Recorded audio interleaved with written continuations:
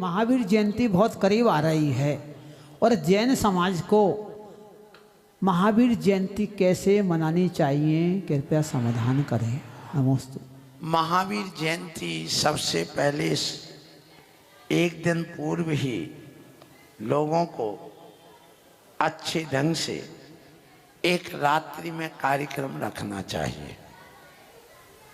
भगवान महावीर स्वामी के संबंध में वार्तालाप और संगोष्ठियां करना चाहिए। फिर इसके अलावा जितने भी मंडल हैं उन सबको मिल करके एक नगर में एक ही जगह महावीर जयंती मनाना चाहिए। अपनी अपनी ढपली, अपना अपना राग नहीं होना चाहिए। तीसरा, सभी युवाओं को और युवतियों को बिना बुलाए ही पहले एक्टो सक्रिय हो जाना चाहिए। जैसे शादी विवाह में जब पता हो कि भाई की शादी है तो हर व्यक्ति पहले से उस घर के सदस्य रिश्तेदार पेंट वेंट सूट वूट सब बनवा करके पहले से तैयार रखते हैं। गाड़ी को साफ सूफ करके रखते हैं कि अपनी कार से मैं जाऊंगा और अच्छा बढ़िया मेकअप आदि करके तैयार रेडी रहते हैं। क्या ऐसे तुम उमंग और उत्साह से महावीर जयंती पर रहते हो? नहीं, तो रहना सीखो।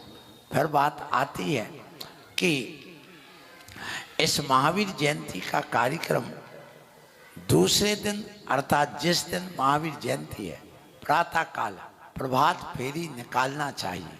प्रभात फेरी इस बात का प्रतीक है कि जैसे तीर्थंकर बालक का जन्म होता है वैसे ही सौधर्म इंद्र का आसन कंपायमान होता है और वह पूरी अपने परिकर को लेकर के पूरे समूह को लेकर पूरे कुल खानदान सहित इस धरती पर अवतरित होता है और यहाँ पहले नगर की 3 परिक्रमा लगाता है।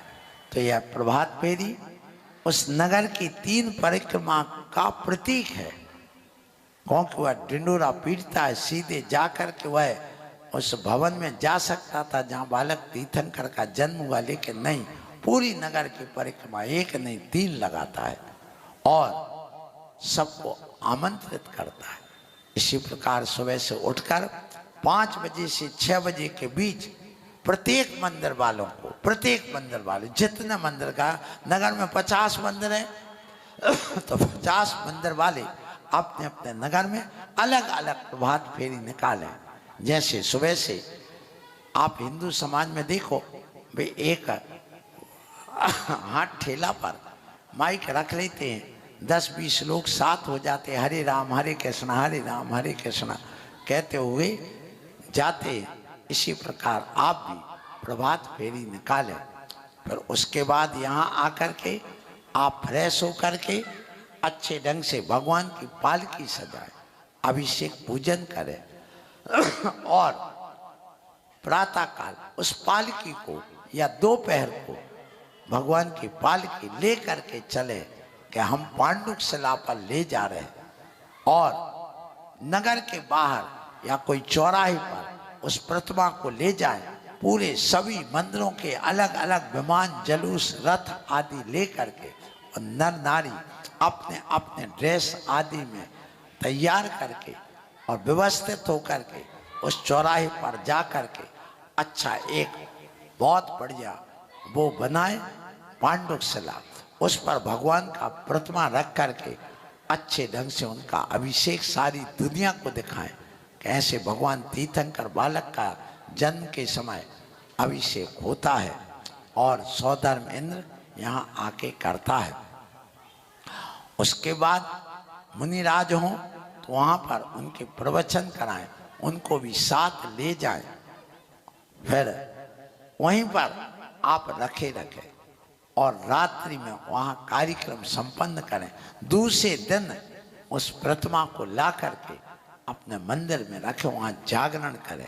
यदि नहीं कर सकते ठीक है, तत्काल लेकर के आए और ला करके मंदिर में रख दें। जिस समय ये कार्यक्रम विमानोत्सव का हो, रथोत्सव का हो, उस समय समस्त जैन समाज को दुकानें बंद रखना चाहिए। यदि नहीं रख सकते हैं तो एक कटोरा लेकर के पूरे नगर में मांगने के लिए निकल जाना चाहिए कि मेरे पेट का सवाल है, खाने को मेरे पास नहीं है, ये कर लेना चाहिए। अन्यथा अच्छे ढंग से दुकान बंद करके सारे जन बच्चों से उस शोभा यात्रा में शामिल होना चाहिए, क्योंकि चार दीवारी के अंदर यहाँ कोई देखने वाला नहीं। जब तुम बाजार में निकलते हो और वहाँ जाते हो, और ध्यान रखना तुम्हारा ग्राहक तुम्हें देखता है कि ये बनिया कंजूस और लोभी लालची धोखेबाज है, इसलिए ये अपनी समाज को धोखा दे रहा है, अपने गुरु को धोखा दे रहा है, और सारी समाज और गुरु रोड पर भगवान को लेकर के रथ में शामिल हैं, और ये हमें ठगने के लिए यहाँ दुकान खोल करके बैठा है। ये उसकी धारणा उल्टी और बनेगी, इसलिए उस समय बंद करके रखना चाहिए और अपनी एकता, समूह और भीड़ दिखाना चाहिए कि हम भी देश के कुछ हैं और हमारा भी कोई प्रभाव है। उस समय भीड़ की आवश्यकता होती है और अपने इष्ट मित्रों सहित, रिश्तेदार संबंधी सहित उस कार्य में जरूर शामिल होना चाहिए। जब तक वो अभिषेक और प्रवचन ना हो जाए, रथ यात्रा पूरी ना हो जाए, इस बात का जरूर ध्यान रखें। और जो विशेष लोग हैं, बुजुर्ग हैं अथवा कोई प्रतिभा संपन्न बालक है, उनको सम्मानित भी करे। यही उसका सही रूप है। आइए, आपके सवाल गुरुदेव के जवाब कार्यक्रम यहीं समाप्त होता है। कल पुनः निर्भय वाणी यूट्यूब चैनल के माध्यम से ये कार्यक्रम पुनः 6:30 बजे यहाँ पर प्रसारित होगा।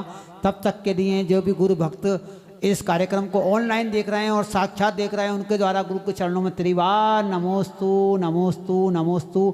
आइए, निर्भय वाणी यूट्यूब चैनल के माध्यम से सुनते रहिए, सुनाते रहिए और आपके सवाल गुरुदेव के जवाब कार्यक्रम में भाग